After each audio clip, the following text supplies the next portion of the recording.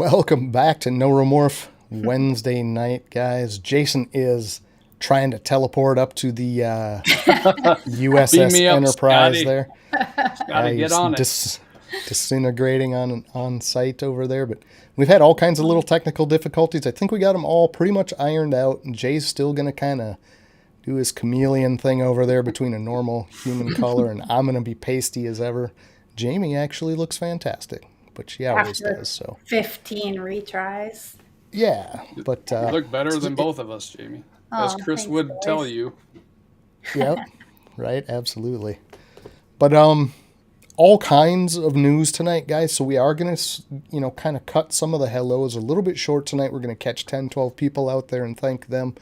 Everybody that came out deserves a thank you. We appreciate all you guys every week for sure.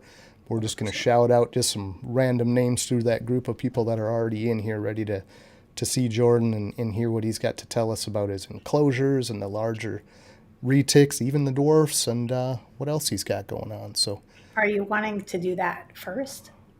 no, I think we're going to do all of our quick news because there's some great news and there's some really not great news. I mean, it's been a rough week for a lot of people out there, and I think we'll kind of start that way. And we were gone. A lot of people were off to Daytona. A lot of stuff going on in the community, and through the grapevine, through some other sources, we heard about our latest affiliate and somebody we had just briefly met. We had him on the show.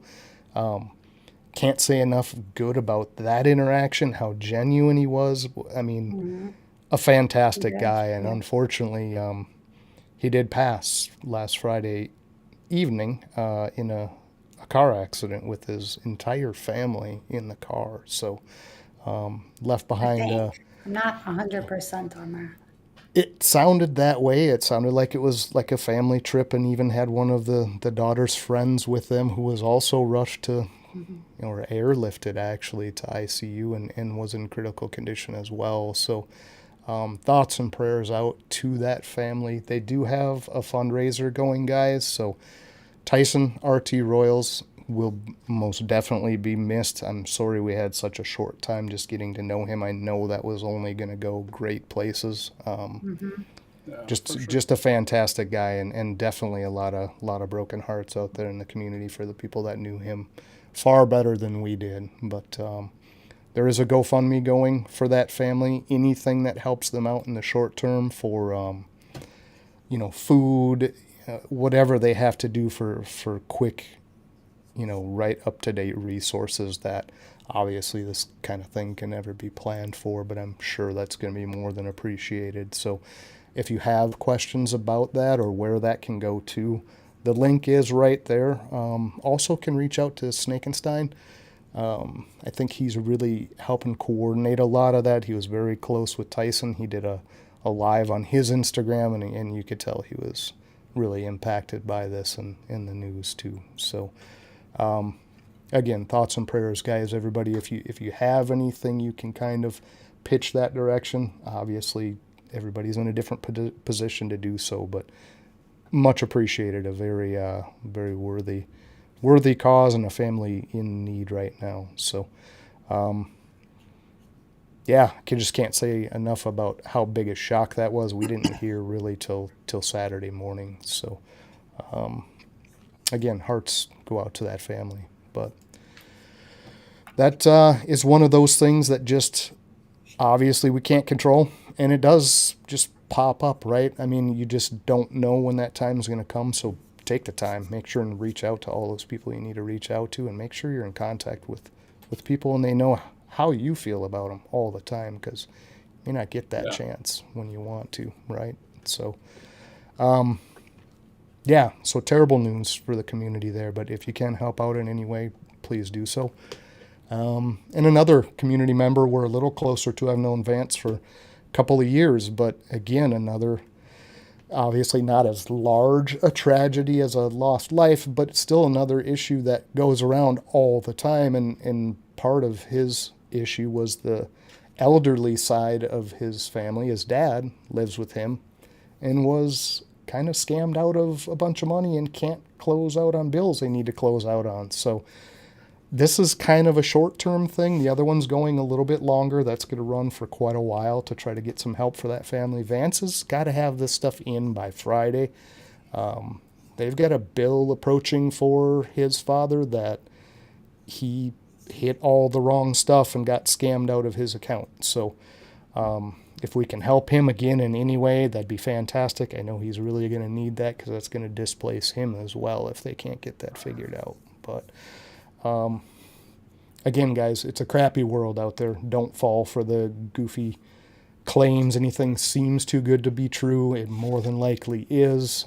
I think that's the targeted audience a lot of times, unfortunately. The elderly don't catch on or don't, they're not as up to date on the stuff that's going around and out there, but kind of fell victim to that. So anything you can do there.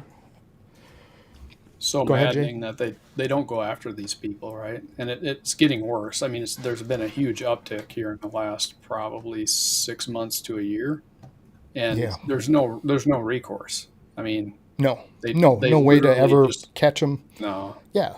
And you can't track it back. You can't find out where it's from. And like you say, there's just thousands of them. It just permeates everything now, right? From even like your Facebook ads and stuff, like 90% of those are all fraud. So, unfortunately, like I say, that cropped up on them, and that's a tight time frame because what's due is going to displace them if they don't find a way to make that total. So I think the goal there was like $1,000 to kind of recoup to a point where they could get their feet back under them. But again, whatever you got, $5, $10, if you could throw that Vance's way, he would be more than appreciative, and so would the whole RWO community. If we had longer, we would run some kind of a fundraising deal. We just don't. There's a very short window on that. So much appreciated if you can. If you can't, we understand that 100% too. So appreciate Vance, everything he's always done. And kind of out of the bummer news, both of those are really not great, but we did have some nice things happen too. It always comes on both sides, right? You got to celebrate the good things too. But we got some of our paintings in from Bailey over at Bailey's Royal Beauties. So let's take a look at those. She was given commission work, something we had purchased off of another auction, another fundraiser.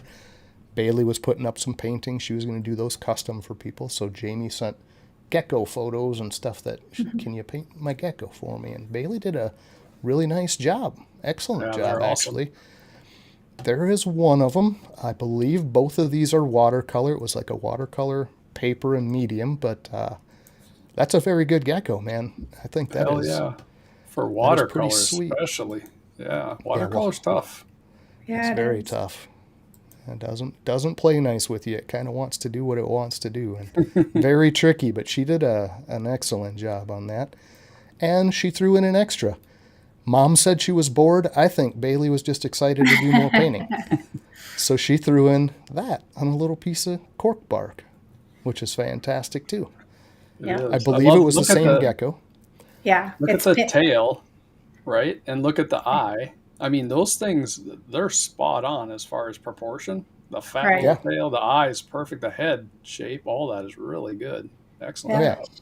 She did a good job. Cork bark even looks the same as... It does, right? Yeah, she did awesome. Excellent job on that. So super excited to get those. We're going to get those in frames, and they're definitely going in the reptile room right around Jamie's gecko racks and stuff. So Bailey, thank you. Job well done. Applause on that. Fantastic. We're excited to have those, so appreciate it. And then we had another community member send us something we bought, but completely custom. This was a job we asked of them. We sent them some dimensions, and we said, we need knobs for all these gecko enclosures. They have an opening. All the knobs showed up. And Carl even threw in a bonus knob for me because he's such a nice guy. When you see, you'll know exactly why. He made a knob that I can even... Very nice. I can even get behind. So a custom... That's awesome. Boob knob. I love it. Let's just call it a boob knob. But that one will get used all the time. I know it. I'll be in there opening and closing. That poor gecko will be like, please shut the door. Leave the door alone, John. Oh, that's so funny. But Yeah, and we had joked a little bit as we were designing this back and forth, and that was kind of a byproduct of that. But Carl made sure he threw that in there, and when I opened it up, dude, I just busted up laughing, dude, just right in tears. So kudos, Carl. Well done on that. And again, Graceful Pythons and Printing is the company. They are an affiliate, but look at all those perfectly crafted knobs, and those are Nice. 100% custom. There was nothing to go off of. They fit perfectly. Those doors actually have a circular hole, and from the back side, these knobs thread from both halves, and they're on there just snug as can be. I mean, really great design. So, well done on that, guys. If you need stuff like that done, hit them up. Super nice people to work with, and really fast, too. I mean, considering what we asked of them, that was super quick. Yeah. So, appreciate them, 100%. Let's say hi to a few people. We're getting up All to right. our time frame, and we'll move on. Blakers, good to see you, man. Out here every week. Appreciate you. And we got Sammy, Pink Panther. Looked like he was finishing up his snake room, and it looks good, man. It's pink, of course. Arachnid Cat, good to see you. Appreciate you coming out. Hope Nick's doing all right for you. Brave Adventures. Good to see you, sir. Cat's getting so much flack over that. Dwight the Pie Man. Good to see Dwight out there. Hope things are going well on your side. You're much appreciated. I appreciate all the music you send through Instagram too, man. I listen to that all the time. Jason Opelt, old family friend, back again. Don't think he's ever missed an episode. We got the old man, Tim. He's out in the audience tonight too. Checking on the kiddos, all 3 kiddos. And my grandson, Will, at Python 4. Always That good to was see so him come funny. out. We got Ken from RWO. Appreciate Ken and the whole RWO crew over there, man. Great guys. Mark, one of the sponsors down there in the bottom right corner, and a ForgeCoin affiliate, so appreciate him. Also part of that RWO crew.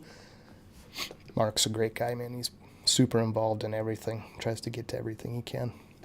Lenny, that's a new one for us. He's a Heartland Reptiles fan, so good to see him coming out to support nice. Jordan.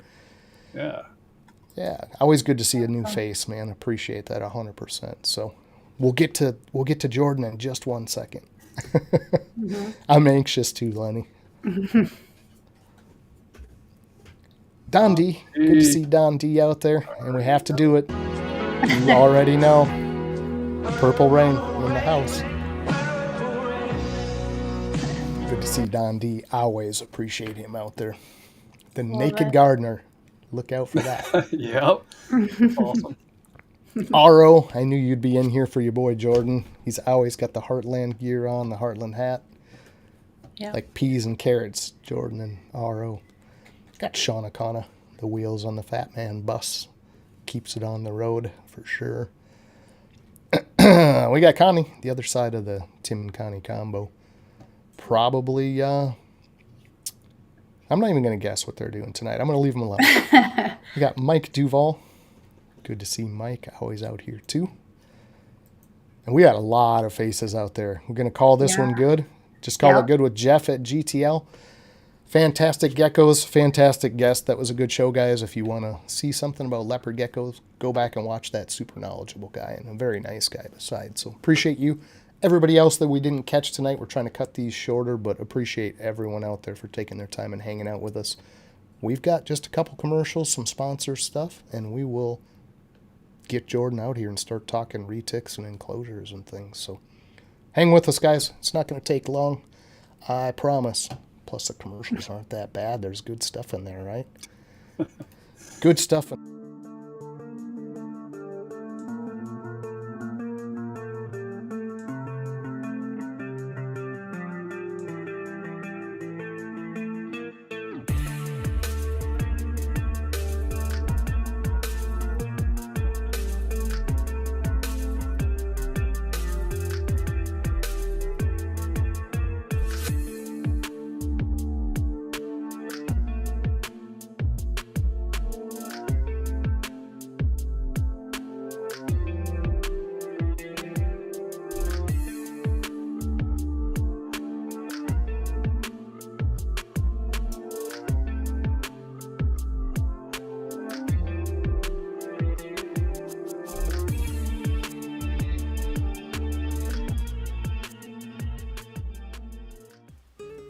Hey folks, here at The Forge we prioritize promoting people from the community, especially where we see opportunity to share some valuable insights or products with our followers.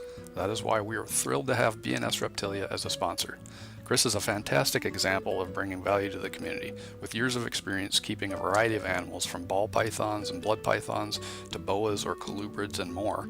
Chris brings a wide breadth of knowledge and a collection of beautiful animals. Chris also carries Coco2go and The Chipper, two of the highest quality reptile bedding products on the market. If you want to learn more about any of these species, are looking to add to your collection, or in need of some top-notch substrate, please don't hesitate to reach out to Chris at BNS Reptilia. Chris is also a member of a growing community of breeders who accept Forge Coin, so don't forget to show them your Forge Coin.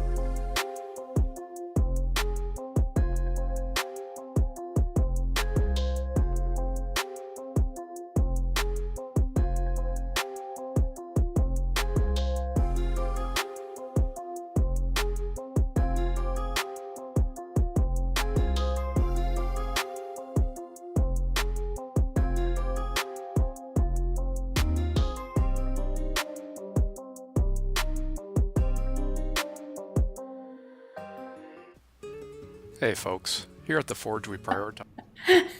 How many commercials All right. you guys want to see? We're just playing Shuffle That Commercial tonight, but that was my misclick on the first one. Normally it'll run through all three on its own, but I had to jump around and play hopscotch there, so apologies, guys. Jason Philp, good to see you, man. Appreciate you coming out, hanging out to see Jordan tonight. Jamie, you're going to go backstage. You're going to round us up a trivia question for the end. Everybody else, get your question hats on, because after we do Hot Seat tonight, we're coming back and we're going to do Q&A from the audience. So if you do have direct questions for Jordan, please throw them in there. Jamie's going to be starring those. We'll come back and we'll make sure we get to those. Elias, good to see you. Joey, good to see you too. So without further ado, Jamie, good luck back there. We'll see you in just a few for the Hot Seat, yeah? Deal. All right. And Jordan, onto the stage we go, man. There it is. How's it Good going? evening. Looking crisp. Yeah, fluke luck. My phone was messing up, and my old ratty computer's camera apparently is pretty good. So, Yeah, really decent. Heck yeah. a few cheap lights, and apparently it makes a difference. Yeah, it looks fantastic. Jeremy, good to see you.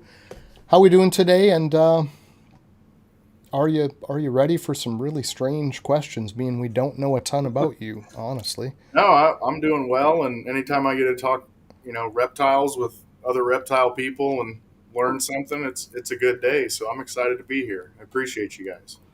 Yeah, That's absolutely. awesome. I think we'll learn something tonight, right? Oh, Can't beat definitely. it. Yeah.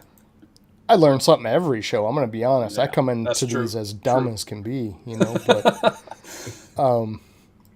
Jordan, you did bring some people with you.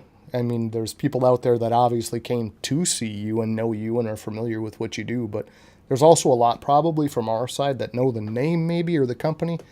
Not really a lot about your background. Do you want to kind of fill in some of the basic blanks there? How you got started, where you're located, that kind of stuff? Yeah, like a lot of us, I grew up in rural Kansas. I still live 20 minutes from my folks that are in the house I grew up in still.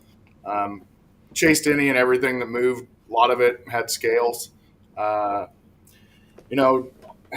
different things off and on. There was always something. After college is when I started actually buying reptiles instead of just what I kept or found and maybe had for a week or two and let go.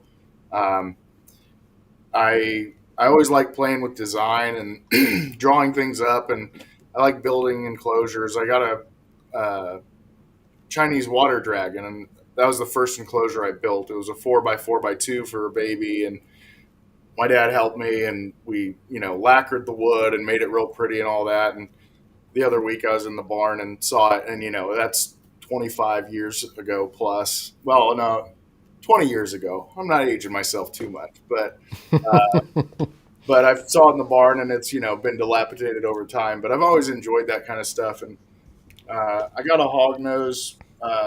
It's kind of an icebreaker for my wife getting back into reptiles. She thought it was cute, and she's adorable. And then I had drawn up this whole wall of different size enclosures that I wanted to make with different species, all these different animals I wanted to have. Excuse me, I wanted to have a boa, and I really wanted a Borneo short tail, and just a bunch of different things. So I had drawn up this big Tetris wall of enclosures. And my logic was, well, I've always been in love with retics since I was a little kid. I think it was a David Attenborough show on PBS or something. And as a kid, I was like, this is a potentially 20-foot animal. That's never going to be attainable in my life. I'm never going to own a zoo. Well, I found out about dwarf and super dwarf, and I also knew I wanted to get reptiles. So I figured I'll go the biggest, because everything after this, I can honestly say it won't be as big as the first. I absolutely fell in love with my girl Mila. Inside of a couple months, I had literally crumpled those drawings up and thrown them away. I sold my diesel pickup that I had built to start Heartland Reptiles. That funded 6 more retics. Then, putting more into it, I'm now up to 14. I always just say retics. I only have one main. Everything is dwarf and super dwarf crosses or pure locality. So when I say retics, for me, it's vastly smaller stuff. But yeah, I just fell in love with it. That progressed into being frustrated with the enclosure options available, not with what people are making, but the material. I've got 20 years of metal fabrication experience, and I want bulletproof stuff. It's just what I'm used to working with, and I just wasn't happy with it. And that progressed into making my own for myself and then making them for others. And here I am. That's the quick elevator speech. So you talked a lot about drawing, right? So what's your background as far? I mean, how is it just something that comes naturally, or did you have education in drafting or machining? No. It sounds like you do metal work. So yeah, no formal education in drafting or anything like that. When I was a kid, I frankly I didn't enjoy. I liked school, but I didn't love it. My folks, I like science. I like math. Hated history. Hated a lot of that stuff. I did fine, but I didn't enjoy it. My mom was trying to help because I had no idea what I wanted to do. Did an aptitude test and got 98th percentile in spatial thinking and visualization. So it just got. I mean, it's just kind of a natural thing for me.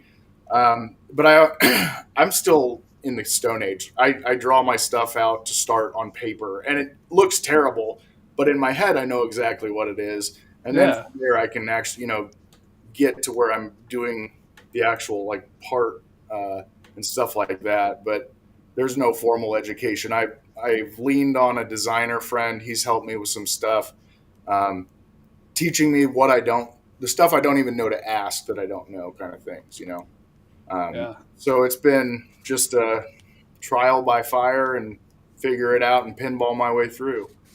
Yeah, that's awesome. That organic growth on that is kind of priceless. And if you get your hands on some good software, you might be dangerous, right? Yeah. I mean, that's how it works. So yeah. Yeah. Well, and, cool. and it's easy to work on it because I enjoy it. It's fun. Sure. Yep. Yeah, that was going to be my next question. So is this all based in CAD, or how do you bring your actual part list together to know I need X of this, that, and this as far as the fab section of that? Or do you simply have your cut sheets all just kind of written out in your ledger and you know what you're going after? Well, so originally the company that I work for was producing these off of my design and specification. So I would take my chicken scratch drawings and what I had in my head, and I would work with their design department to actually make up all the parts, the drafts, and the bill of material and all that. They were producing those for me. They it wasn't worth their time, frankly. So the prices were a little bit high. I went to another company; those prices got high, and that led me to where I just bought my own laser. So I've got my own CNC laser cutter and welder, and so I will actually be doing the actual flats and all of that, and have a manual press brake to make the bends and stuff. But the production quality will be the same, but the method to get there as far as the bends will be much more basic. But the software that I have with this new laser is um, it's very intuitive, so it works well for a guy like me to be able to implement what I envision. It's very user friendly. You don't need to be an engineer or something like that uh, to be able to operate this machinery. And I did about 8 years in project management, so I was constantly working directly with design and the customers to get to the end goal. So being able to, have enough of a grasp of it helps me a lot. But now I'm in the weeds of it, which I'm having fun with. Yeah, Sure. yeah. So how are you set up now? You had some of the stuff being made where you work. Again, you talked about outsourcing somewhere else. Do you have a relatively large home shop space where this is going to be a feasible thing for you, or are you having to create that as you go as well?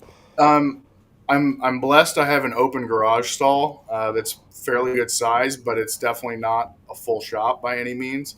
Um, but it's plenty of space in order to build out what I want. The only thing at this point that will be outsourced is the powder coating. Uh, I don't have the space, even if I wanted to put in an oven big enough to bake Yeah. powder coat. Um, but I have a for hauling the stuff to shows. I have a 24-foot overheight enclosed in trailer, so it's kind of my mobile storage unit. I take stuff to shows, and then when it's done, I box it up and I keep it there. It was by my house for a while, luckily empty, and someone felt that they needed to cut the lock off and get inside. And like I said, luckily it was Oh man. empty, but and I'm grateful they didn't damage or destroy anything other than cutting off the lock. They could have, damaged Busted your latches and Yeah. hinges. Yeah, tore the thing apart. Yeah. Right, but so no, that generally speaking, that was an outlying situation. Generally, the trailer stays out on the farm where it's much more secure than here in the city. So Yeah. Gotcha. So that's kind of I'm getting a little bit of a picture of how this is going, but you already have like set designs, right? Like are they model numbered? Are they a series? How does your like catalog of things that you've got in your book ready to go? How does that portion of it work? so basically, I Adler's working on the website for me so that I have something. A lot of people ask, where do I go to see everything? The way it's broken down, at least now, is the arboreal enclosures are the 18-inch cubes and the 30 by 18 by 18s. Now, those were made for Mark Hager specifically, but once everything was started as a one-off, so once it's built, it becomes part of the catalog. So I've got the arboreal stuff that was a stretch to a 4 by 2 by 2, and then I have the really big stuff that I started for the retics, 6 and 8 foot enclosures that are 2.5 foot deep, and insulation in the floor, insulation in the shelves, and then I Nice. stack units that are 4 or 5 tall for people that have a bigger collection. Okay, so for the ultra curious, and I have gone and looked, do check out the Instagram. You've got a lot of different, hey, here's the vent system that I'm going to be using. Here's the powder coating that's going to go on these. I mean, you've really got some pretty detailed posts in there to show people what that finished product looks like. And they're fantastic. I mean, I don't think there's much out there other than completely custom that's even comparable, to be honest. Yeah. What kind of a gauge are we talking here? I mean, I know it's metal. What can you tell us a little bit about the specifics of the materials used and why that's such a benefit? Yeah, so the aluminum is 090 thickness, so 90 thousandths thickness. and it's 3003 is the grade of the aluminum. Okay. 3003 is firm, but it's flexible, which is good. A lot of people, assume you want the hardest metal possible, which isn't as good. The harder it is, the more brittle it can be, Right. which isn't a problem for the flat parts. But when you go to bend it, which is what actually adds the strength to it, having it be malleable is good. So Yeah. You can actually get stress fractures, right? When you do the exactly. bending. Yeah, you go up to 60, 61, 70, 75, and try and break that, especially if it's thicker. You'll definitely get stress fractures on the outside of the bend. Yeah. So, there is, like, in the stack units and the stuff that's on casters, there's some 1/4 inch aluminum plate for where the caster, like, weld nuts go in, just for additional strength. But everything else is 090. The chondro enclosures, when the other company was making them for me, dropped them down to 080.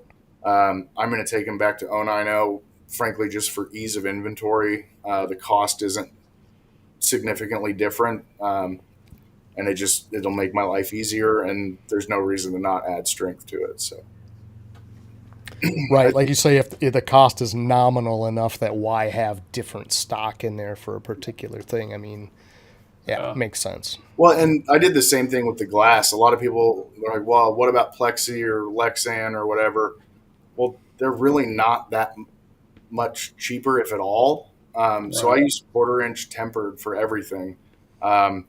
In high school, one of my good friends, we were helping his stepdad carry a big pane of glass, and it was just annealed glass in his basement. They had exposed rafters, and he just, the rafters in place, in the corner of it just nicked it, and it cracked, and it just fell, right? And not to be vulgar, but it literally like just guillotined his chin. It just trapdoored the skin on his chin, and that is something you don't forget. No. So for the extra cost to go to the tempered, I've never had any issue. I can't imagine a snake breaking 1/4 inch tempered. But if they do, it at least explodes, and they're not going to be guillotined or hurt as bad. They may get minor cuts, but there's not going to be giant panels of glass coming down with razor's edge. So yeah, the only benefit I could ever see to using like the plexiglass is if you're doing some of the curved corners, right? Right. I mean, that's got to be more affordable than having curved glass made for you. So definitely, at this point, I don't have anything with with curved corners. All my corners have the bends and breaks in the metal to add the strength, especially for stacking. But no, Garrett with Reach Out Reptiles at Schaumburg, I saw some of his new displays, and they have a gorgeous, gorgeous rounded, like 3-side, top, front, and back, bent, like it's got to be 3/8 inch plexi, and it looks beautiful. But the first thing he said is like, man, it's so hard to keep it from scratching. Or yes, exactly. Right. My first stacks, they have Lexan in them because I thought it was going to be cheaper, and I just went with it. And that was a lesson learned. After researching, I was like, well, I should have just gone with glass. It would have been the same price. And it's still fine. I still have it in, but 2 years later, it does start to get micro scratches and stuff. And over time, I want my enclosures to last 30 years. Lexan after 30 years is going to look not great. So yeah, exactly. Yeah, if you can even see through it with the micro scratches. Humidity even over time tends to kind of discolor it. It'll get that cloudy look just from the constant humidity and temp change, So glass, 100%. I couldn't agree more on that. Talk a little bit about that if you don't mind. So what is your method or mode of getting in and out of these? Is it the typical slide by panels? Is it a flip door? How does that operate? Everything at this point is sliding, just sliding glass track. Okay. I do have one person, Jen. I am going to work up a quote for her, and she does want, I can't remember if she wants Lexan or what, but she wants something like that with a swinging door. It's doable. If somebody really wants that, I'm not going to try and push what I like on them. The option is theirs, or the decision is theirs. But at this point, everybody has agreed for what they're keeping that the sliding is best for them. Yeah. Gotcha. Yeah, and I guess the bigger question there, or for me at least, not having looked really closely at them, was the chondro situation where you're talking a little bit of a smaller cube, and can you get that slide by large enough, accessible enough where a swing door might make more sense in some of those scenarios? I don't know, but Yeah, well, Jen, that's what she wants them for, is for her chondros. And I think part of it is that she also just likes the style. The ones that I did initially, I made specifically for Mark Hager with Texas chondros, and he wanted sliding. That was his preference, which made my life easier because it's what I like and what I've built before. Um, but the goal with his was, and I'm not knocking in any of these. They make great enclosures. You won't hear me knock other enclosure makers. I'll tell you what I like and don't like. But I believe that there's enough out there that we can all fill different niches in the market. One of my buddies, Joe Hull, he's always said, I don't want to cut my piece of the pie bigger. I want to help grow the pie so everybody gets a bigger piece. And I think that's a really important mentality. So, like vision cages, for example, might have like a 2 to 3 inch lip on the top and the bottom. On an 18-inch enclosure, that's a third of your viewing window. right. And chondros, you're paying crazy money and they're beautiful. So Mark wanted somebody to make something where the viewing window is as open as possible. And I think we got it down to either 3/4 or 7/8 of an inch on the top and bottom, and the same on the side. So it's basically fully open viewing. The 18s, the glass panel isn't very wide, you're right, but they do lift out easy. So if you want full open access, you can just lift them out like you would any other sliding glass. And when they're that small, they're not heavy, which is nice. Gotcha. Okay. Yeah, and I just thought, with a perching animal, like the more hands access you can get, like fully in and at it, rather than working around some kind of a weird angle, might make more sense. But yeah, if you can just lift and pull, that's simple enough. That makes sense. Well, and the only downside, and you're not going to give up much, but if we wanted to do swinging doors, then I have to increase the width of the flange on the edges to allow for the hinges and the latching mechanism. It may not be much, but it would be some. So it's just a toss up of what your preference is. Gotcha. And we had Nick from Unlocked mentioned in there. Is there a website? You kind of touched on that. That's in the works. It's on its way, right? Not quite ready to go yet, but right. So I have heartlandreptiles.com. I have the domain. I don't have the website built yet. Adler is working on it for me with AE Foundry. Frankly, at this point, I'm the holdup. I need to get a lot more pictures in and stuff like that. So I'm going to try and get that worked on here in the next week or so, and at least get something up, because it is nice to be able to go and just click pictures and see a lot of variety. So at this point, a lot of it is going to be pictures of my stuff that others have sent me after they've set up or whatever, but it doesn't hurt, seeing Mark Hager's wall that's 12 feet wide and 6 feet tall of 24 of these is not a bad view. He has more of mine than I do, so. Right. That's pretty cool. And that's a great thing to have on your site, honestly. I mean, see the Right. things in use by actual customers that you can't ask for a better way to display your stuff. So I think that's fantastic. I built a bookmark. I'm just going to keep hitting refresh until that fills in with the actual website. So I'll be over there lurking. All right. But yeah, the finishes, now aluminum, obviously you don't want to just leave that bare. You're going to do something with that to make it a little more approachable, cleanable. Doesn't want to oxidize, do what aluminum tends to do. But how have you found the powder coating to go? Is it a relatively reasonable thing, and does it seem to stand up well? Is it real easy to clean? Can we talk about that part of it a little? Oh yeah, no, I have been very pleasantly surprised. I mean, I knew it was going to work pretty well, but I've got animals in my enclosures for, at this point, we just passed 2 years. The powder coat is a baked on finish, so it becomes non-porous, which is really nice because it doesn't stain. All of mine are in white, so you would see it. And I did that because I want to know if it's dirty. I'd rather see something wrong than have it look pretty for longer. You know what I mean? Sure. But no, with a little moisture and a plastic scraper, urates and fecal come right up. Now, if you took a razor blade, there's a chance your corner might gouge to some degree. Yeah. But even then, if the metal gets exposed, like you said, you might get some oxidation, but it won't corrode and rust away on you like steel. So. Right. Sure. Yeah, absolutely. Don't have that big a corrosion issue. Finishes. You showed some. You've got your white. You did a kind of a gold metallic black, right? Yeah. Like a gold flake. Yeah, it's called nocturnal gold, and it's black with a very subtle gold flake. When you look like on my Instagram, there's a picture of the like the coupon that they put up, and you can really see it. You can really see it in person, like in natural sunlight, but under regular lights, you just catch a little glimmer at the right angle, which I actually like more than I thought I would, because a lot of people already have enclosures. You know, very few people are going to. My enclosure is not going to be people's first enclosure most of the time. I recognize that. So it's nice that it kind of blends in with what people have. It's not going to stick out like a sore thumb, but it does pop a little bit. So I think it makes it look a little bit nicer. Nice, well, nice. They may not be the first right now. Yeah, they might be. They might be. Give me some time. Yeah, I'm hoping. Is there? So other than those two, I mean, can somebody just go, hey, this is the color I want, or is it kind of like, no, this is what I can currently do, and this is what you can get? Yeah, frankly, anything's possible.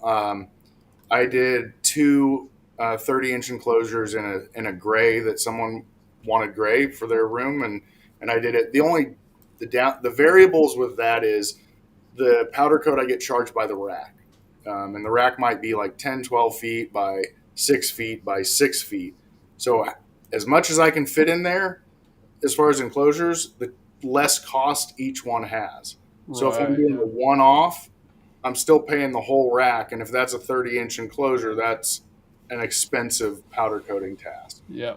So I'm more than happy to do it for people. You know, if somebody wants like a candy apple red, I have another guy I've been talking to named Alex who it's very similar to the nocturnal gold, but it has a metallic green flake in it, and he wants to look at that. So, I mean, the options out there.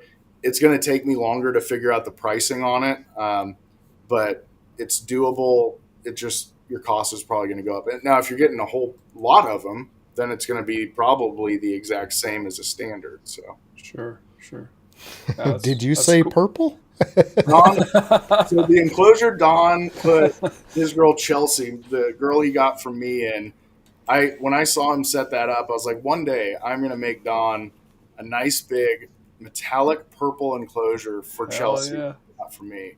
So. Okay, so awesome. So tell us a little bit about that. Actually, let's touch on one thing Nick asked real quick, because that was part of my questioning anyway. 4x2x2, what rough weight on that as a finished unit? What is that? I don't know the exact weight. I haven't set it on a scale. I carry them by myself with the glass in, and the glass is by far the heaviest part. Two people is much easier just because of size. It's a little awkward by yourself. Sure. But if you're in reasonable shape, one person can carry a 4x2x2. My 6 and 8 footers are substantially more beefy as far as how they're built. So there's a lot more layers. There's, instead of just a single panel for the floor, there's the panel, there's ribs inside, and then there's an additional subfloor below that. Even with that, Lucas Bagnera, that got a 6-footer from me, said that it's lighter than a 5-foot, I think he said, 5-foot PVC. Sure. So they're going to be comparable, if not lighter than PVC. The glass is just the heaviest part. Yeah. Gotcha. And like you said, you could leave that separate and just set those in as you get all set up and not deal with that portion, right? So yeah, exactly. Yeah. I mean, this is sounding more and more tempting. And we do have a brand new snake room that's going to be finished up this winter. So I've already talked to you about this. Yeah. We might have to sell a truck of our own to outfit this with some Heartland might even be some enclosures purple in that snake room. Well, and right. Speaking frankly, if people want to do volume, I'm happy to try and provide some sort of discount as well, because it's easier for me to run the same panels a bunch, do that, then do the assembly, then do the weld and stuff like that. So it benefits me. I'm happy to pass that benefit on to folks that are able or wanting to buy a volume of some level. Gotcha. Very nice. And I caught the post, so I know what Chelsea was, but Don D got one from you just recently. Tell us a little bit about that clutch, what it is, what he got, and how many you've kind of done. I'm assuming this is on the super dwarf side? They're technically dwarfs. If I remember, I got too many different percentage combinations, but I think they're 43% Kalatoa and 975 Jampea. So they're technically dwarf. The mom was my first girl that I ever had. Mila, she's a platinum. She's 25% Kalatoa and 25% Jamp.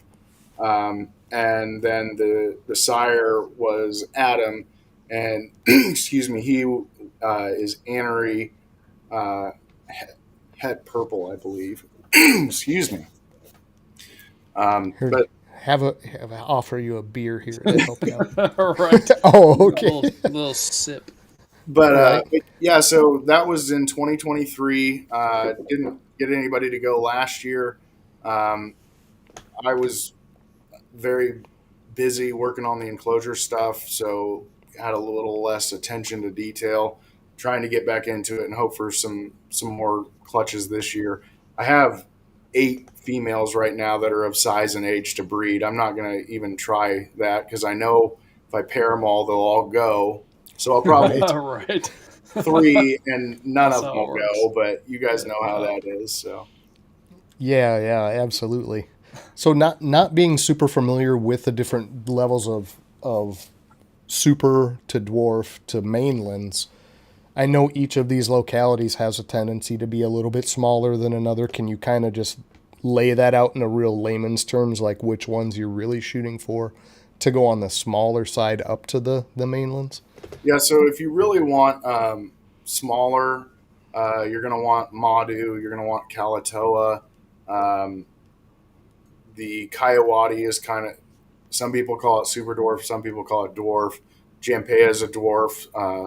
Sulawesi is a dwarf. I actually like the kind of medium size. I'm not really trying to make 6-foot retics. I get why people love them, and I think it's wonderful for people that like that. For me, like 9 to 12 feet is a sweet spot. They're big and impressive, but they're manageable. You know, I think 10 to 12 foot retic is probably comparable to like an 8-foot boa as far as like overall size. They're going to be longer and skinnier. The bow is going to be shorter and stockier. It's kind of like comparing, a linebacker to a tall receiver, in my opinion. Sure. Yeah, it makes sense. Yep. Gotcha. Yeah, a guard to a tight end kind of. Yeah. Gotcha. So a little, sorry, John, a little off topic here, but I got to ask before I forget because Banna threw this one out there. So any chance you got any spiders? Any what? I'm sorry? Spiders? Spiders, yeah. So I had an irrational fear of spiders almost my entire life. I won't tell you I'm over it, but I am in the throes of being over it. I've had a couple jumping spiders. I tried the whole do educate yourself and you'll get over your fear. It made it worse when I learned how they operate. It made it worse. Pressure in the legs and stuff it didn't work that way for me. I really appreciate them. I think they're fascinating, but a lot of people at shows are like, well, you need like an Arizona blonde tarantula because they're calm and they're good. My concern is that if I get it and it darts, I don't want to have a knee-jerk reaction and hurt the animal. So the jumping spiders were good for me. It's the size of a fingernail maybe. They're inquisitive. They're cute, which doesn't hurt. For me, the fewer the legs, the better. Okay. All the way down to none, which you're totally cool with. That the no legs, they're my favorite. Yep. Gotcha.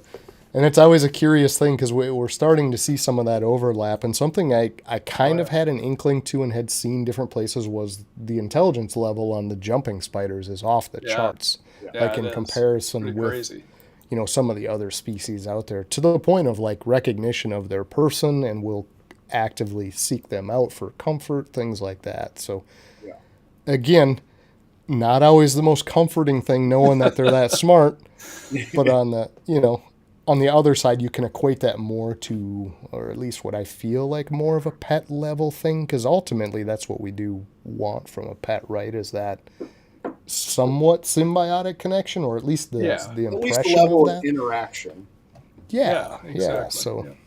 And I've only had 2 jumping spiders, but the interesting thing is the first one was my first real attempt of, can I get over this nonsense? Because it's nonsense. I know that. Yeah. But it there was is. a jumping spider in the house, and so I talked to a bunch of friends that really know spiders, make sure I was doing it right.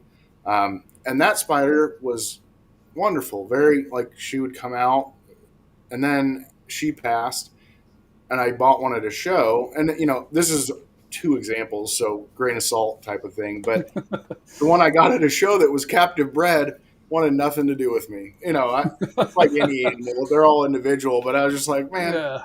It was looking for its old owner. yeah. Right. Not to say you should go out and collect wild animals, but Yeah. right. it made me laugh a little bit. Sure, absolutely.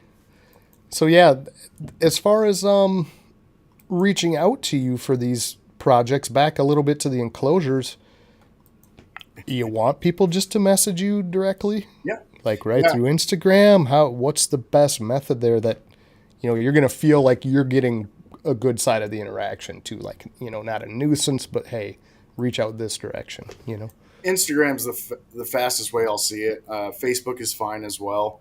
Either on my personal or under Heartland. I'm not as good about being on Facebook, but I'll see it and I'll get to you. From there, I usually end up just giving you my cell phone number because that's faster and easier. Yeah. I've been lucky, people have been very respectful. I will tell you, I have my phone numbers out there. It's on my business cards and stuff. So if you have my phone number, please feel free to call me or text me. I welcome it. If you call me, though, leave a voicemail, because I get so many spam calls because my number's out there. I don't answer numbers I don't know. So if you don't leave me a voicemail, I won't know to get back to you. So that's the only reason. Just, hey, it's so-and-so. Hit me up. I want to talk about this, just so I know. Gotcha. Perfect. Yeah. And people don't know anymore. Like, what is the best way? Like, Yeah. or just document in our ARBC Yep. shows, sure. So yeah, talk about that circuit a little bit, and which ones do you hit and why, and is it a consistent thing for you? Do you have a regular circuit that you kind of get to each time? Yeah, so I do, up until this point, I've done all the NARBC shows except for Tinley. Excuse me. The only reason I haven't done Tinley is I'm waitlisted. It's hard to get in there. For next year, I'm not going to vend Dallas in a few weeks. This will be the first show I haven't vended. Just positive problem. I sold everything I have, and I'm trying to get the laser up and running. So I don't really have. I have 6 18-inch cubes, 5 in white, 1 in black. I have 1 30-inch white enclosure, and everything else has been sold. So positive problem to have. I'm still going to go down. I'm going to go to Bill Stiegel's party and check out the show Saturday and hopefully get to see a lot of people, but I won't be vending. And then next year, my wife and I were talking, the last few years, family's gotten 4 days, and they've been very tolerant of that as I try and chase this and pursue this. All my vacation and time off has gone to vending shows. So next year, I'm going to only do the fall Dallas instead. I won't be doing spring Dallas. And then I'm not sure. There's one other show I'll drop, possibly Schaumburg, but I'm not positive on that yet. And then I do also do the All American Reptile and Plant Expo in Kansas City. That's that newer show that happens twice a year. It's an hour away, so that one I can still hit and not give up a bunch of time. Sure. Yeah, makes sense. So you're NARBC all over, wherever you could get to one. Talking about doing just the single for each for the year and give some back to the family, which makes 100% sense. I get that. Yeah. And probably, yeah, exactly, Nick. Probably once this website's up, you get more access to people getting to you that route. Yeah. Maybe you won't need all of those trips, maybe that once a year people can get their stuff picked up, and that's gonna call it good. Yep, and that was the goal, and why I did them all up front is I recognize this is a completely new thing that hasn't ever been out there, at least that I can find, and so I was investing in getting it in front of people and letting them actually get their hands on it. I recognize, I mean, I know that this stuff works, but to everybody else, I'm just the salesman, right? Grain of salt kind of thing. So that's why, like, we were talking about, Mark Hager having this wall of enclosures that he's willing to share and tag me in all his posts. That is a bigger benefit and advertisement than I could buy with any amount of money, because it's somebody that, to anybody else, they can go and ask this person, what's your real thoughts? And it's an unbiased opinion. They can give you their thoughts on what they paid. Was it worth it? How are they working? Are there issues? So that kind of stuff is just invaluable to me. For sure. Yeah, direct contacts in the industry in use with a whole circle of people he's already familiar with and can give them the lowdown. Hey, maybe I don't like this one little thing, but the other 99 are fantastic. They feel like they're going to get a genuine response out of that, not you telling them how it's going to operate. So yeah, you can't ask for better than word of mouth. Well, and people that know me know that I'll tell you the shortcomings of it if there are something. It's just how I was brought up. I have no problem telling you if something's not right, or if you see an issue. I'm not going to try and tell you it's not an issue. I'm going to go back and probably fix the design, would be my mentality on it. And one more thing on the shows is, luckily I'm getting to the point where I've got enough requests for quotes of different stuff that I'm hoping to see it continue, but it is starting to shift towards, I now have the work to do. The shows used to be trying to develop the rapport and the ability to get the work. I'm now starting to get the work. And so if I can build it out and ship, the biggest benefit for the shows for the customers, frankly, was I'd get a request for custom enclosure. I'd come to the next show and I just bring it with me. And then they save the shipping on it, because I'm there anyway. Yeah. And I'll still do that for anybody. If I'm going to be at a show, I'll bring it, and I'm coming, so I'll save you the freight. Right. Perfect. Yeah, that was kind of the thing with hitting like just the one half, because most of those are a spring, fall, or a summer, winter. They try to split that twice a year, but if you can get to one of them, that's probably going to cover your majority of your base to drop those off for those folks. But yeah, Nick, again, I mean, you're absolutely right. The word of mouth is the main thing, especially all of us, right? Like all of us in this, I don't know, I hate the word hobby, but this breeding community, like no one's going to trust what we're telling them if they don't feel a little comfortable with you. So have someone else put that out there for you is ideal. Perfect, man.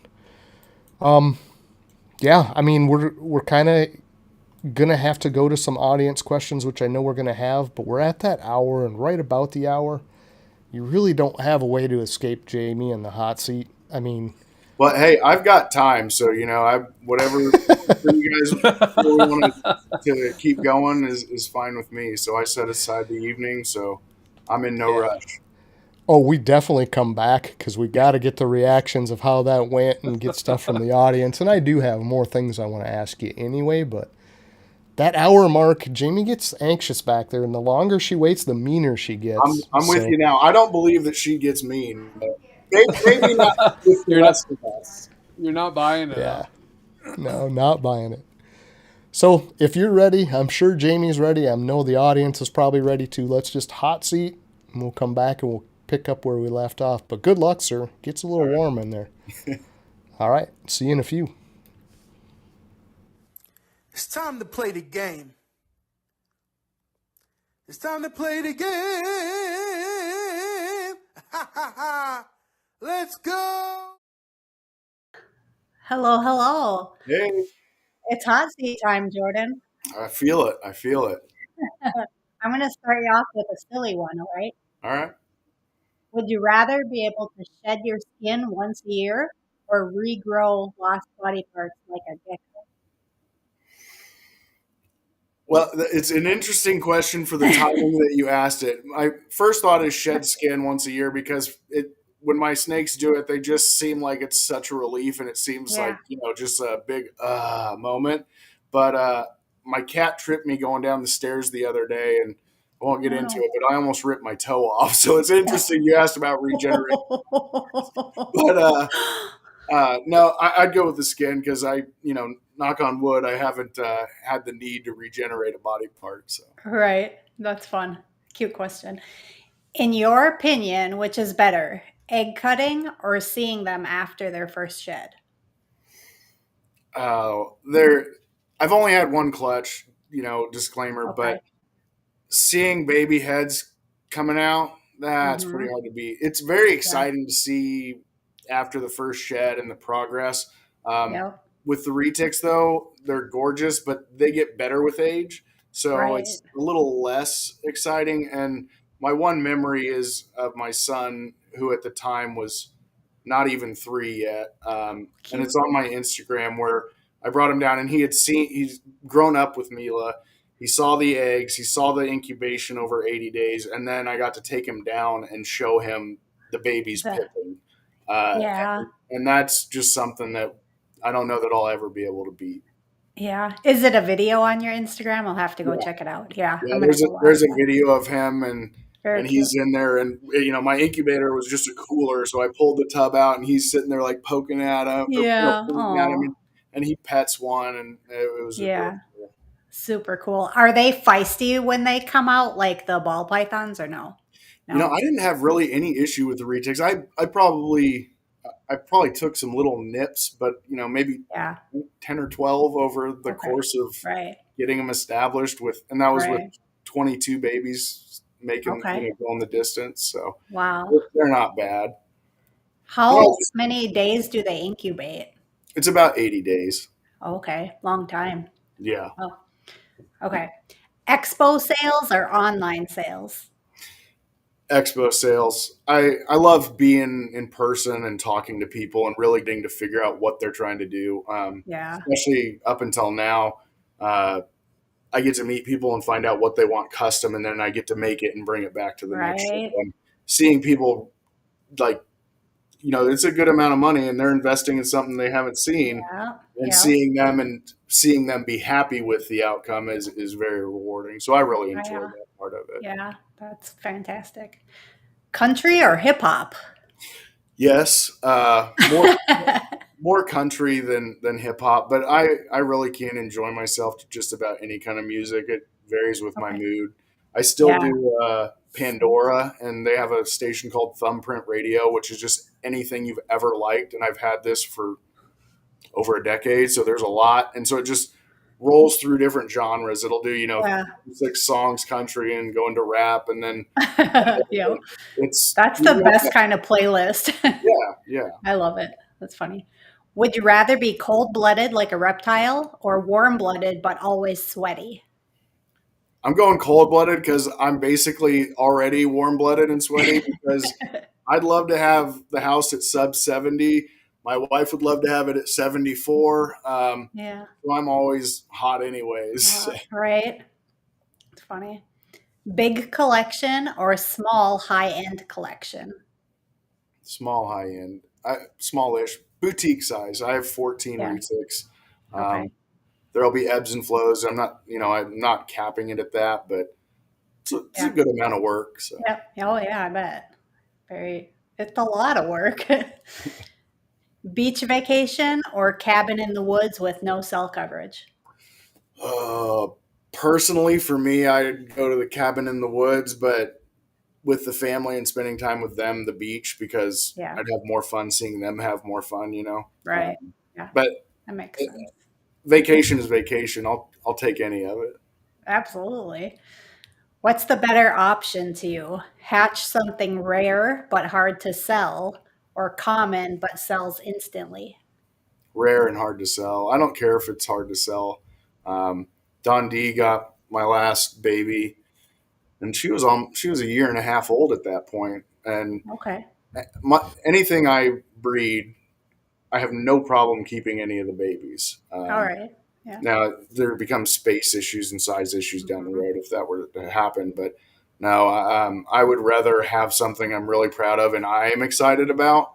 Um, Mhm. and I think that lends to be easier to sell because you can explain why it's so cool versus Yeah. trying to, just give a sales pitch.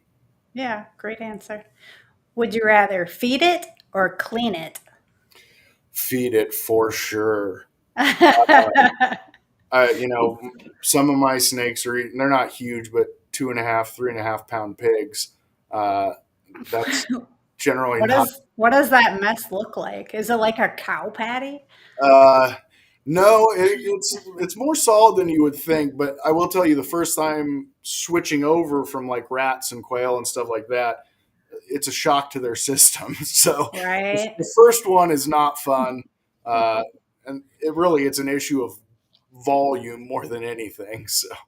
How often do you need to clean the cages?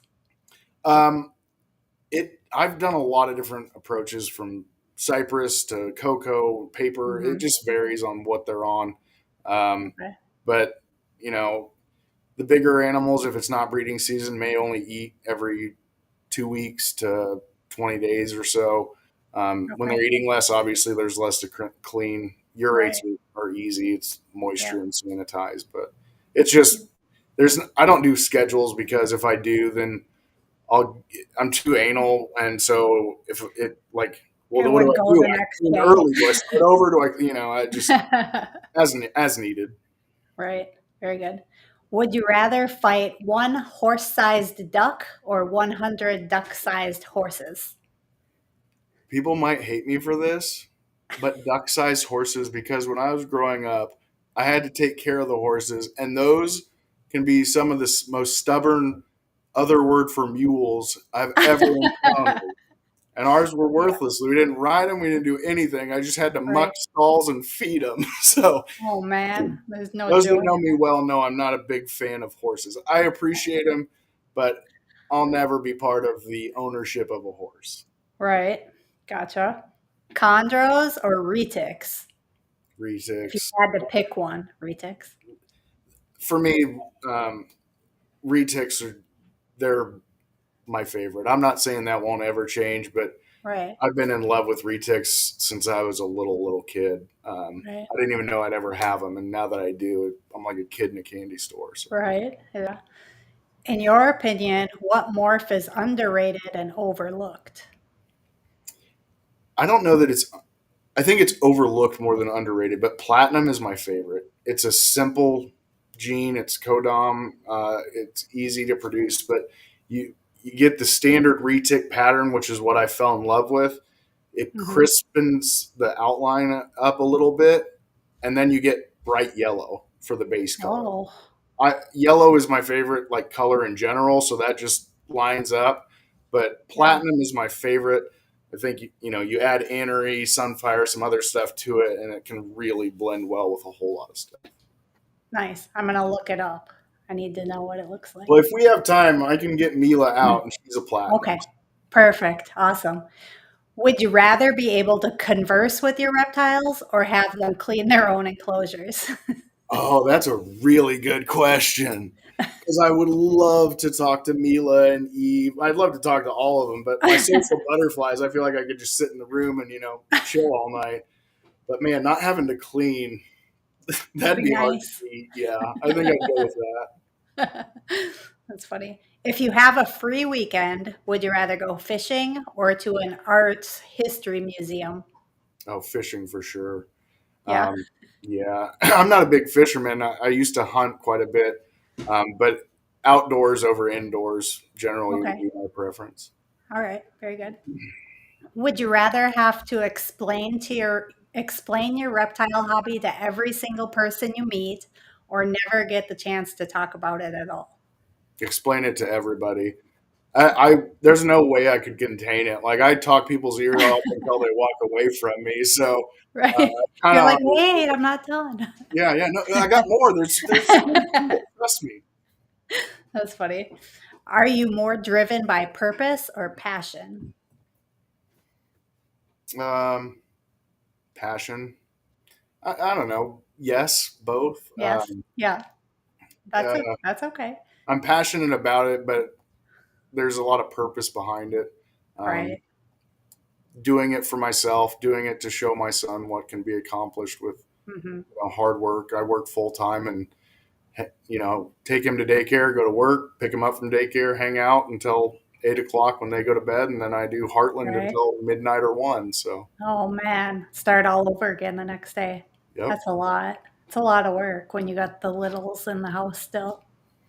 yep. If But you it's if worth you it. could, it is worth it. If you could hang out with any cartoon character, who would you pick? Mm. Bugs Bunny came to mind first, but I think that's just because of being the most prevalent in my head. I don't know. I actually, I'm going to give you a little slanted answer. I'm going with Joanna from The Rescuers Down Under, in my opinion, best Disney princess. She's a monitor lizard in that movie, and she's always getting in trouble. Yes. So I'd say Joanna. That's funny. I'm gonna look Joanna up as well. How do you handle educating new keepers? Um, Usually, I'd rather them talk to me and tell me what they know or what they have questions about, and it usually just grows organically. Um, From I there? get excited, and so I'll just, like I said, I'll talk to Um, people until they're yeah, walking away from me, and right. It's good. How do you decide which projects to focus on each season? um, it varies. Size and age for the females and the males. What's possible, obviously, is a factor. Hmm. And then from there, it's usually what excites me the most. Right. I've got some stuff. I've got Motley Golden Child girl. She's of size and age. Motley GCs sell like crazy, and it makes sense. They're beautiful. They look like an oil slick. They're iridescent. Um, she's not breeding this year because I have some other stuff that I want to. Fine. I want to drive that project further faster. Yeah. She can go next year, and I'll have those. So I Okay. focus more on what excites me. Right. Very good. Last question in the hot seat. I know you're probably melting over there. Yeah. What would you like to be known for?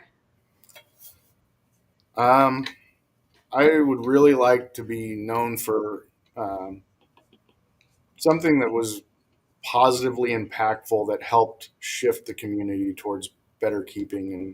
And, um, you know, if I could leave an impact where I always tell people I want reptile keeping to go more towards like saltwater keeping. Those folks are Hmm. so involved in all the Yeah. inner details and they provide the most exquisite setups. And it might be like a 2 foot tank, you know? Right. I want to see reptile keepers go to that level for their animals because they deserve it. Absolutely, they do. Thank you so much for joining me in the hot seat. It was awesome. Thank you. Thank you for everybody that tuned into the chat. And please like, share, follow, and subscribe. Woo, it's a good hot seat, man. You didn't even hesitate on those and some great answers, right? But I think he Well, I studied. appreciate it.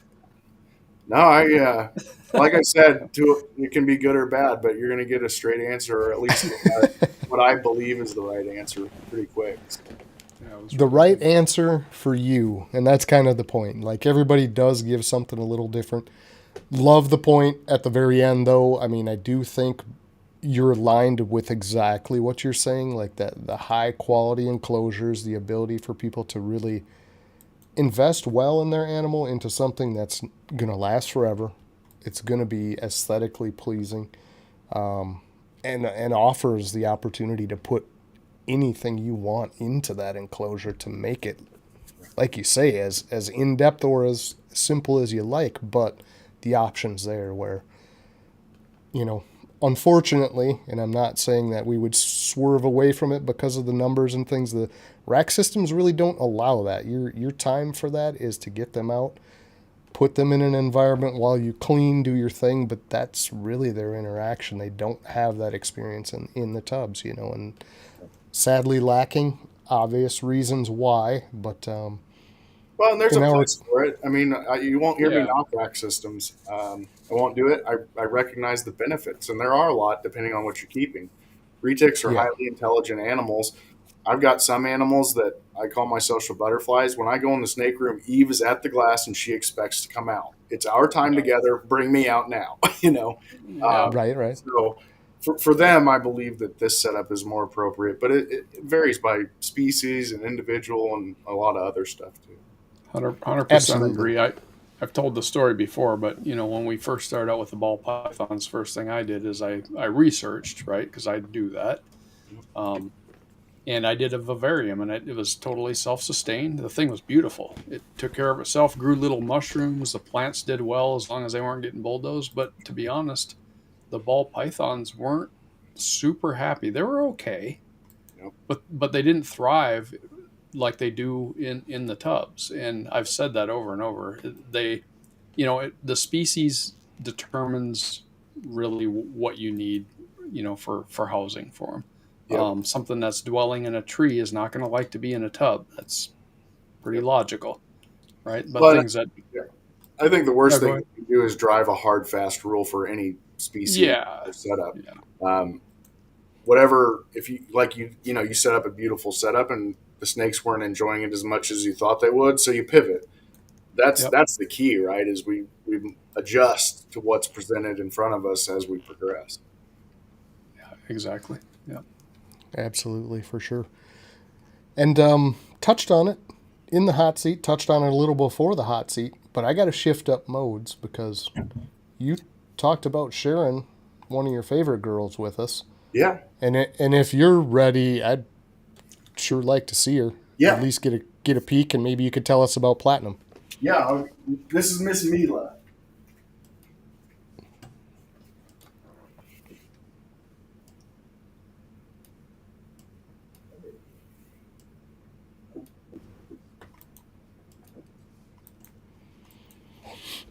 And we'll bring Jamie back out too. She's sorting trivia for all you guys out there. So Start clicking away back there.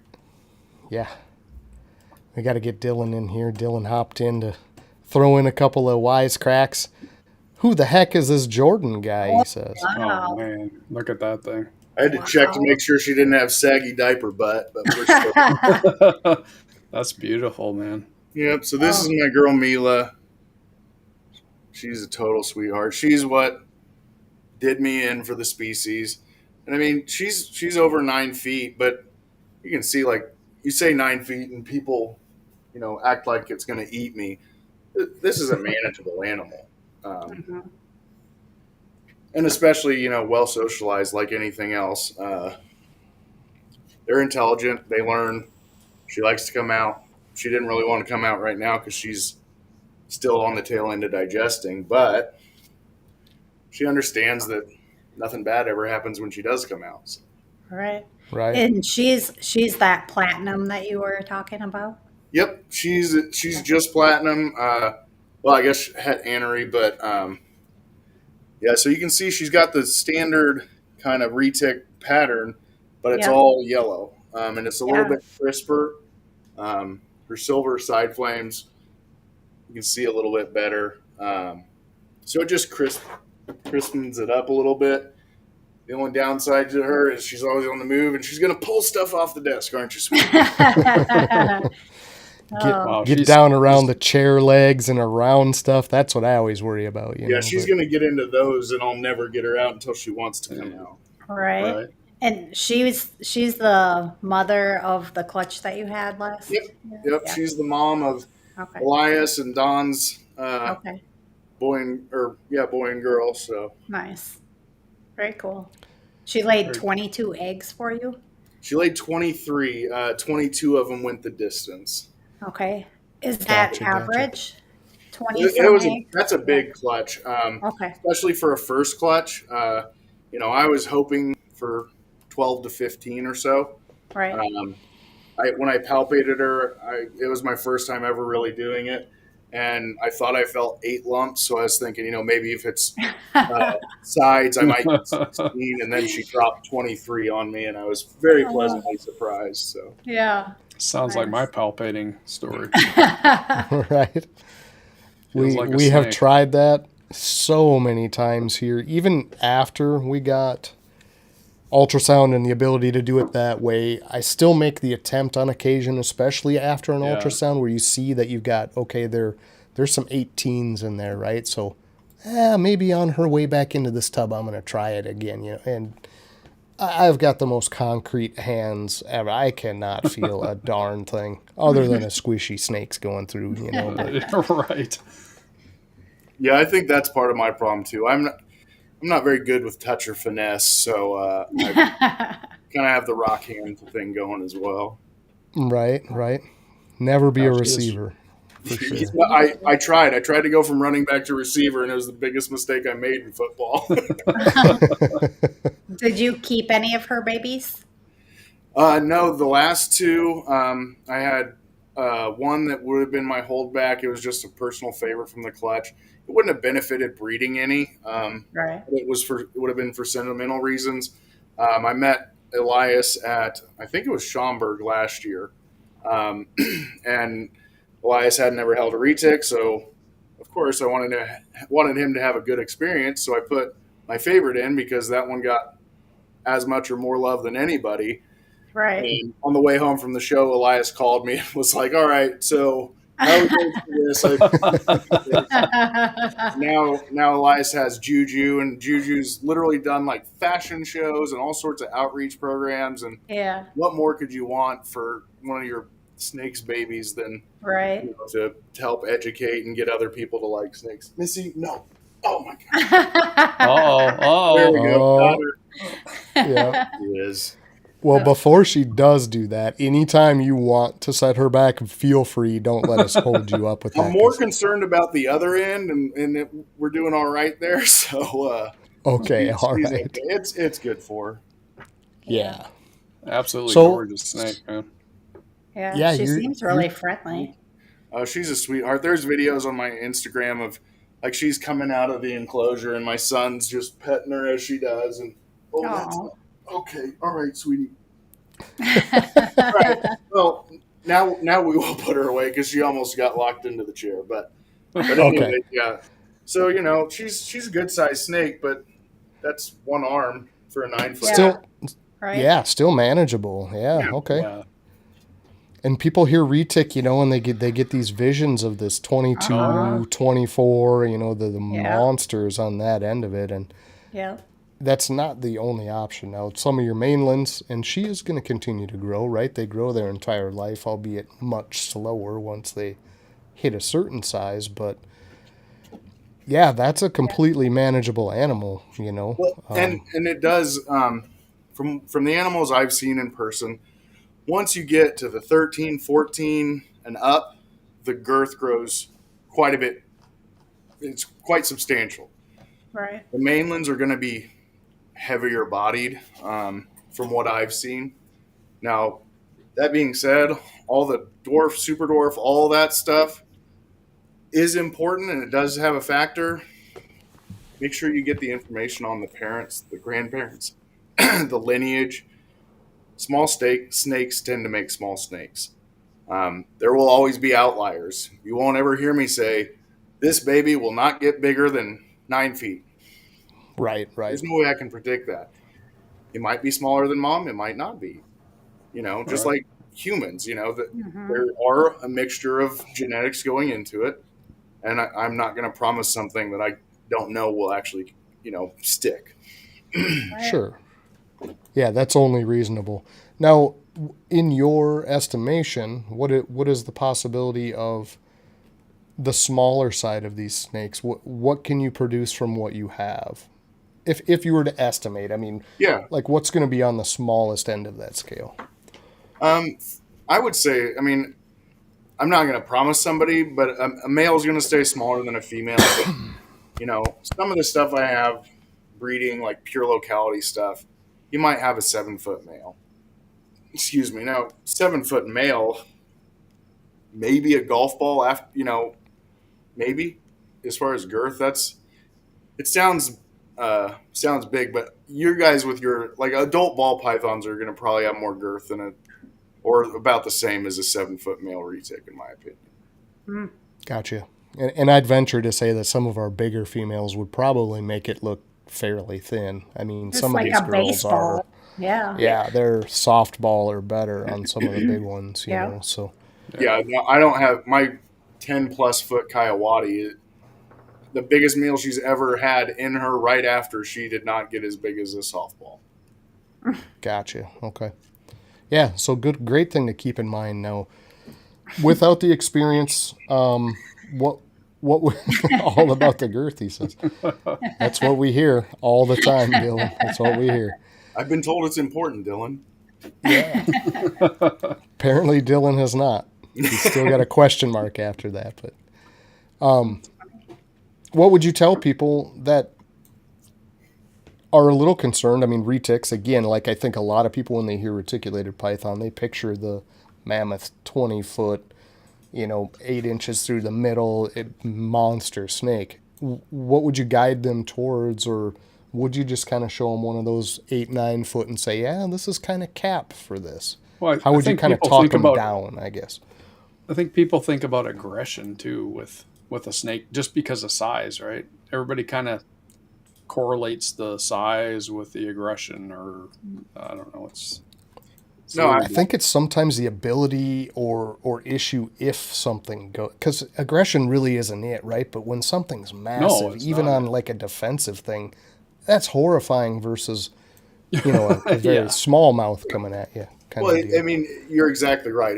You think about dogs, like how many Pomeranians or whatever Yorkies have you seen that are just little psychos, and they're sweet or whatever, but they'll bite the living heck out of somebody, but it doesn't really matter because they don't do damage. And then in the 90s and early 2000s, pit bulls were villained. They're some of the greatest dogs. However, they are capable of more damage. The same with the retics and the berms.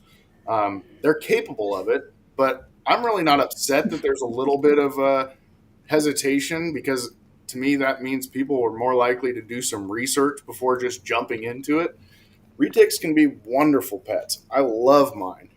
But I would say to anybody that's looking at them, get a baby, because you want to grow with it. It'll help grow your confidence, and you're going to build a relationship. I don't care what anybody says. You spend the time with your snake. Your snake's going to, as long as you're doing positive interaction and working towards that, your snake's going to learn that you're not a threat. I have snakes that now look forward to interaction. Some of them don't. Some of them would rather not be handled. There's individuals, of course, but it's also easier when, like, Mila literally came in a 10 that was like 4-inch diameter and like 2 inches tall. Cute. Right. And that was her, so if I was to give somebody that snake and say, here you go, well, that's a whole lot to take on. You start with Right. small and you grow with them, and it's constantly like, how the heck did you get this big? I didn't even notice, but in my head, she's still my little girl that came in that little bitty 10. And I think a lot of it's just the mentality you have with it, and desensitizing. Just like I mentioned with the dogs, if you have a dog capable of more damage, it's your responsibility as its owner, for the safety of your dog, to make sure it's well trained. Because if you don't train your dog well and it does something, your dog may get put down. Same with the snake. You got to put the time in. You got to get them desensitized. Most of my snakes can come out and see anybody. There's some snakes I'm not going to let a little kid come by, not because the little kid would do anything wrong, but I don't want to have a risk of harmless grab of the tail, and the snake doesn't like that. It may not have had as much time with me. I think it's our responsibility to make sure that we're putting the time in to create good pets, because they're capable of it. They're smart. You just got to do it. Yeah, and the point you made about mentality, that's actually maybe even bigger than kind of how you put it out there. I mean, how you approach an animal makes a huge difference, and that's your mentality, or your how you feel about that particular animal, or just in animals in general. And I've seen people go in, again, back to the ball python thing, go into a ball python tub hesitantly. And when you do that, there's a chance you're going to get bit, because when the tub opens, they're thinking food and slow movement, is what they're used to. If you open a tub up and you're like, I'm going to go in there and grab you, and you go in after them, they kind of tip their head back and they're like, okay, this isn't feeding time, right? So how you approach things really can have an effect on how the animal reacts to that too. So Definitely.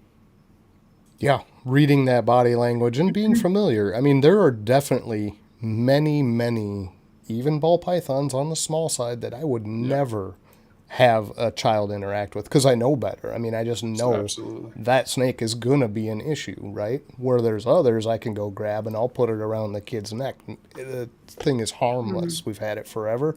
It's never had any issues, and we know each one individually. So, like you say, controlling the situation before it's an issue is probably the most critical thing. And there's some, if we're going to be honest, there's some that are never going to be that snake. Yep. It just, Right. there's just a few like that, right? Yep. But know better and don't make that situation even a thing. So I get that 100%. And, Well, like and Mila. plus there's this. Go ahead, Jace. That and the snake poop could potentially entrap a small child. Yes, it could in some of those cases. No, but my oldest friend was terrified of snakes into his 30s. And I got Mila, and he wanted to try and get over that fear. So he came over, and it was teaching him how to read her body language. Long, slow tongue flicks means she's calm and confident and curious. If you can see she's apprehensive and she's doing real fast tongue flicks, that's something she's not feeling comfortable right now. To the point, not only did he get over his fear of snakes, she's in my living will. If something happens to me, she goes to him. She's going to get a great home. She's going to be loved. He's confident with her. And I know she'll be loved and have a wonderful care and life for the rest of her life. And it's from somebody that was terrified of snakes well into their 30s. And That's crazy. So it is. It's education on our part on teaching people to what to expect and how to handle the animals if they are interested in them. It's all just education, like most things. Yeah. So 100%. you talked a little bit about warming up the feminine side of the equation to reptiles with a hog nose. How is she now with the collection and the bigger snakes? Is she still a little apprehensive? Is she pretty active with everything? Mosley, the little hognose, she likes Mosley a lot.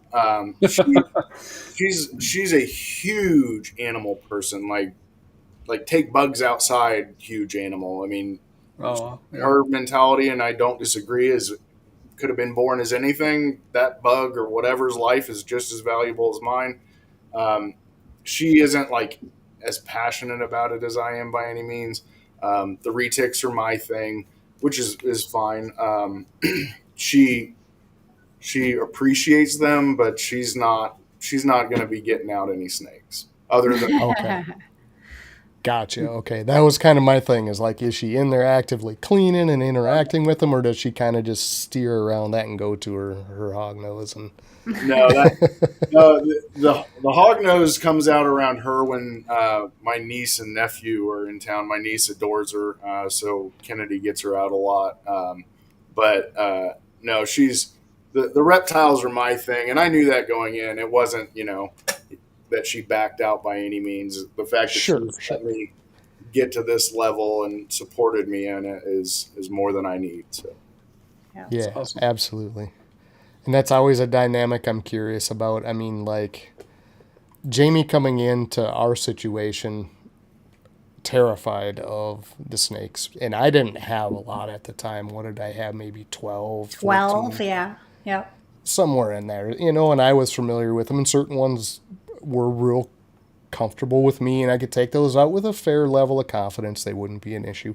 Other ones I would just leave shut while Jamie was there, kind of a thing. But slowly, she kind of grew to she's peeking in those tubs, and she's wanting to get that snake comfortable and out. You know what I mean? So it's possible that the interaction can be 50-50, or, well, like her and her geckos now have completely taken over to where she's down there more than I am, But I feel so it's like always curious. I feel like Jamie seeing the first baby snakes was the tipping point. Oh yeah, that first clutch was Yeah. that was super fun. We still have my baby, my favorite one from that clutch. We kept him just as a pet. Yeah. Yeah. Oh yeah, he'll always be Yeah. around. But Yeah.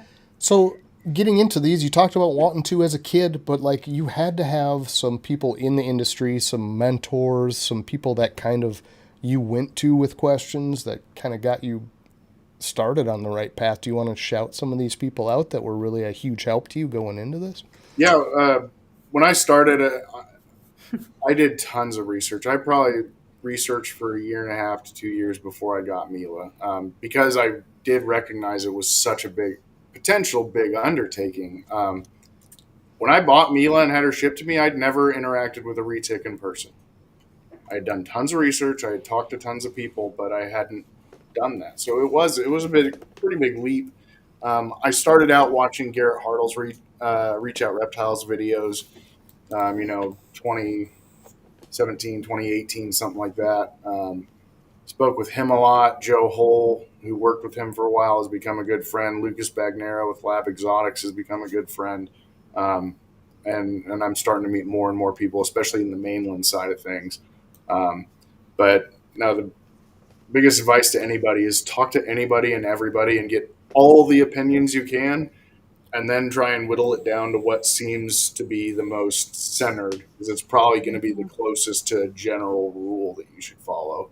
I wouldn't tell anybody to blindly follow one person, regardless of species or what the subject matter is. Yep, absolutely. And couldn't agree with that more, because you are going to get those far-flung things that just happen to work for that person on both ends, right? So land somewhere in the middle and kind of divert your own path. Is that what you're kind of getting at? Yeah. Like see what works. And well, and even if my next door neighbor was doing retics, what they did parameter wise might not work because their basement might have a different temperature, or there's so many factors. That's why I'm hard pressed to give anybody hard, fast rules.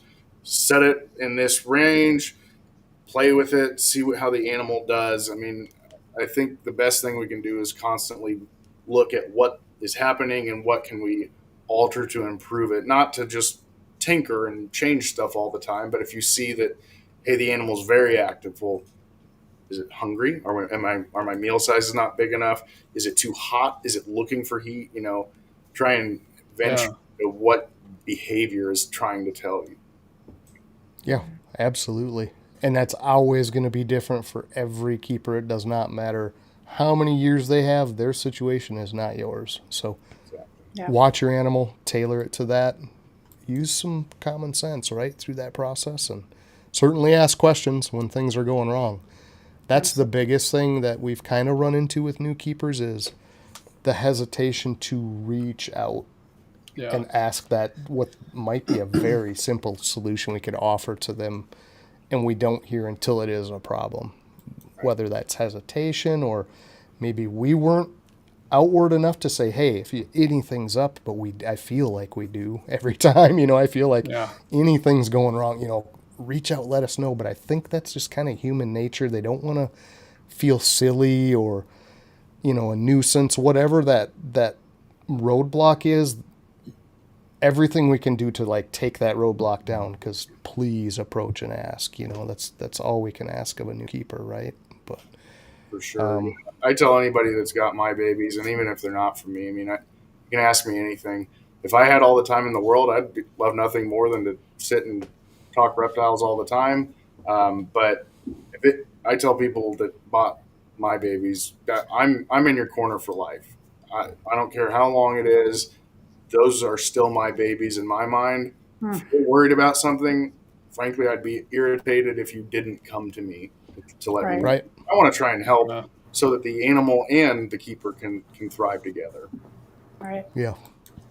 Absolutely, man. Absolutely. Well, we aren't going to keep you too much longer. We always try to get out of here about an hour and a half. We're going on an hour and like 3/4. So time always gets away from you until I look at the clock and go, oh, man, we're getting out there.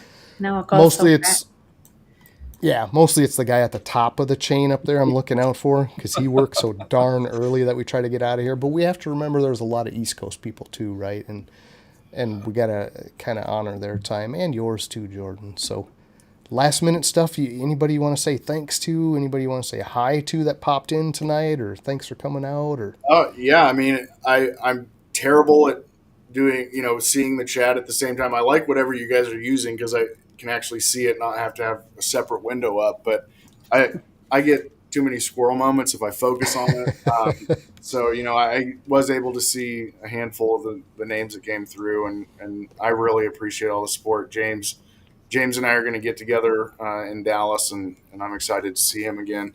I've been very, very blessed to have a lot of people support me more than I expected, and without any reason to. I'm very, very grateful for that. People in the ball python community, I mean, I don't do anything with ball pythons. I don't know anything compared to most of you guys about ball pythons, but I've made some great friends in those areas.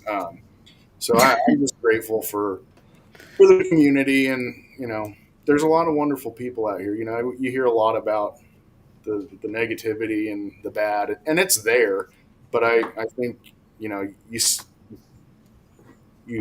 see more what you focus on. So I try and ignore the nonsense.